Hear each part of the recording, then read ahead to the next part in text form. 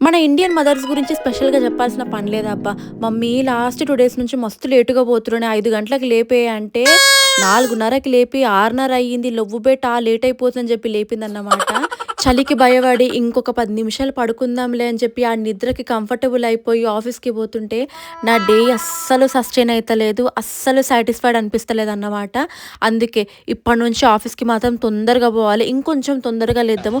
ఇంకొంచెం ముందే ప్రిపేర్డ్‌గా ఉందామని చెప్పి సో, యాజ్ యూజువల్‌గా తొందరగానే ఎళ్ళినా కాబట్టి 20 మినిట్స్ టైం ఉండే. హ్యాపీగా, ఆరాంగా కూర్చొని మంచిగా ఉప్మా తిన్నానన్నమాట.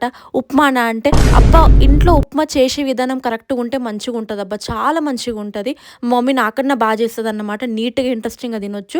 సో, మంచిగా ఆన్ టైమ్ లాగిన్ చేసి, లాగౌట్ చేసినాక మంచిగా ఒక పాట చెవులో పెట్టుకొని మస్తు చిల్ అయినా నేను ఈరోజు. అఫ్‌కోర్స్ బసెస్ తొందరగా వచ్చిండే, ఖాళీగుండే కాబట్టి కొంచెం రిలాక్స్డ్‌గా అనిపిచ్చింది. లేట్ అయినా పర్వాలేదబ్బా! బేఫికర్ ఆరాంసే ఇంటికి పోవాలన్నమాట. నేనేనా లేకపోతే మీరు కూడా ఇంతేనా? అంటే డిసెంబర్ రాగానే అన్నీ రియలైజ్ అవ్వడము, అన్నీ నీట్‌గా మళ్ళీ రీఅలొకేట్ చేసుకోవడము, రీమెమోరైజ్ అవ్వడము, అన్నీ గుర్తు చేసుకుంటాం గదా! అర్థమైందా? ఇప్పుడు నేను బస్‌లో కూర్చొని మస్తు ఓవర్ థింక్ చేసినా అన్నమాట. ఇంటికి పోంగానే మా అన్న నాకు పెద్ద షాక్ ఇచ్చిండు.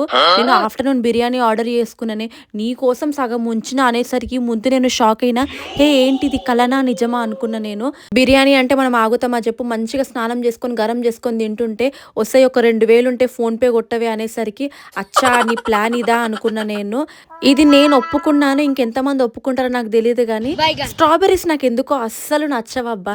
ఎందుకు నచ్చవో తెలవదు. అసలు నాకసలు ఆ ఫ్లేవర్ నచ్చదు. ఆ కలర్ నచ్చదు. ఎందుకో ఏమో మరి. సో, తర్వాత మంచిగా ఐరన్ చేసిన కొన్ని బట్టలు.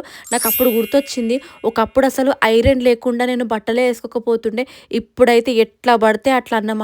తర్వాత కొన్ని బట్టలు ఐరన్ చేసినాక, ఐరన్ చేయడం అయిపోయినాక నీట్‌గా హెయిర్‌కి హెయిర్ ఆయిల్ పెట్టుకున్నా. ఏంది డాండ్రఫ్ వస్తుందా? స్కాల్ప్ ఇచ్చింగ్ అవుతుందా? వింటర్ అంటే ఇంతే అబ్బా! స్ట్రెస్ తీసుకోకండి. బిర్యానీ తింటే సరిపోదు బేబీ బట్టలన్నీ ఆరేసిరా అన్నది మా మమ్మీ. ఓం బూమ్ బుష్ అని చెప్పి నీట్‌గా ఆరేసిన. నేను టెర్రస్ మీదకి ఎక్కిన అంటే మినిమమ్ ఒక హాఫ్ అన్ అవర్ అయినా ఉంటా నేను. ఎందుకో ఆ గాలి, ఆ ప్లేసు ఎవ్వరుండరు. ఎందుకో హార్ట్, మైండ్ చాలా నార్మలైజ్ అయిపోతా అన్నమాట నేను.